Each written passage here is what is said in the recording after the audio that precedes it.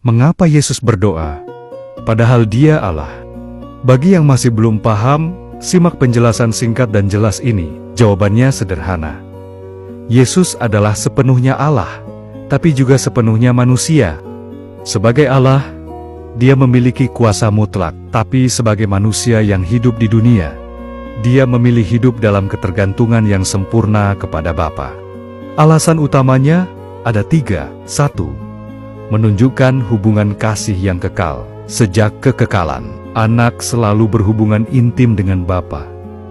Doa adalah cara Dia menyatakan aku, dan Bapa adalah satu dalam kasih dan kehendak. Kedua, memberi teladan bagi kita. Jika anak Allah saja butuh berdoa untuk tetap setia dan kuat, apalagi kita yang lemah. Ketiga, ketaatan yang sempurna. Dia berdoa bukan karena kurang kuasa, tapi untuk berkata, bukan kehendakku, tapi kehendakmu yang jadi. Analogi mudah dipahami. Bayangkan seorang raja yang rela menjadi tentara biasa. Sebagai raja, dia memegang seluruh kekuasaan, tapi saat dia memakai seragam tentara, dia harus mengikuti aturan, berlatih, dan bertugas seperti orang lain. Dia berbicara kepada dirinya sendiri sebagai raja, bukan karena dia bukan raja, tapi karena dia sedang menjalani peran sebagai hamba. Begitu juga Yesus. Sebagai Allah, Dia adalah sumber segalanya. Sebagai manusia, Dia berdoa kepada Bapa, bukan berdoa kepada orang lain, tapi berdialog di dalam kesatuan Tritunggal yang sama-sama Allah.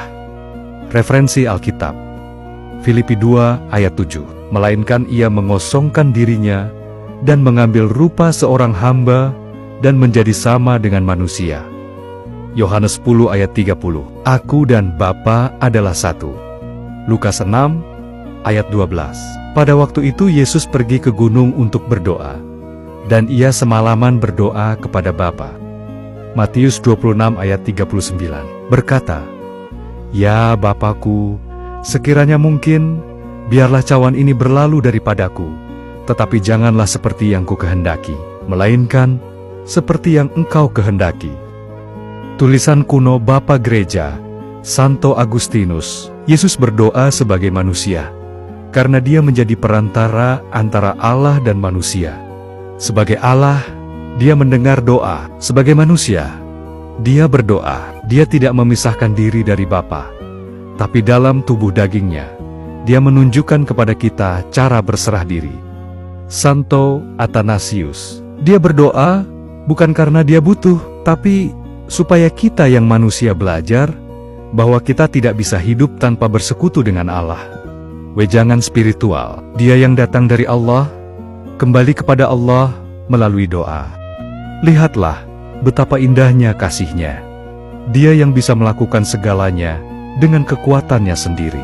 Memilih untuk bersujud dan berdoa, itu bukan tanda kelemahan, tapi tanda kasih yang menyatu. Jika Yesus saja meluangkan waktu semalaman untuk berbicara dengan Bapa, mengapa kita sering merasa doa itu buang waktu? Doa bukan meminta-minta, tapi menyatukan hati dengan kehendak surga. Biarlah hidup kita pun mengalir seperti Dia. Kuat dalam roh, tapi rendah hati dalam doa. Selalu berkata, Bapa, ke dalam tangan-Mu, aku serahkan hidupku. Dia yang adalah Allah, memilih untuk bersujud sebagai manusia. Doanya bukan tanda kelemahan, melainkan bukti kasih yang tak terputus antara anak dan Bapa sejak kekekalan. Lihatlah, saat dunia menuntut kuasa, Dia memilih berserah. Saat beban terasa berat hingga peluhnya seperti darah, Dia tidak lari, tapi justru semakin erat memeluk Bapanya. Doa adalah nafas kehidupan rohani. Tanpa doa, iman kita akan kering dan lemah. Jika Yesus saja butuh waktu semalaman untuk berbicara dengan Bapa, apalagi kita yang rapuh. Berdoalah bukan hanya saat butuh, tapi karena rindu. Karena di dalam doa, hati kita yang terpisah karena dosa, kembali menyatu dengan sumber kehidupan yang sejati. Jangan pernah merasa malu atau lelah untuk berdoa. Ingatlah selalu, Yesus berdoa supaya kita tahu caranya pulang. Biarlah setiap langkah hidupmu diawali dan diakhiri dengan doa. Karena hanya di hadapan Bapa, hati yang gelisah menjadi tenang, yang lemah menjadi kuat, dan yang hilang menemukan jalan pulang. Tetaplah berdoa dengan tekun, dan berjaga-jaga di dalamnya dengan ucapan syukur. Kolose 4 ayat kedua.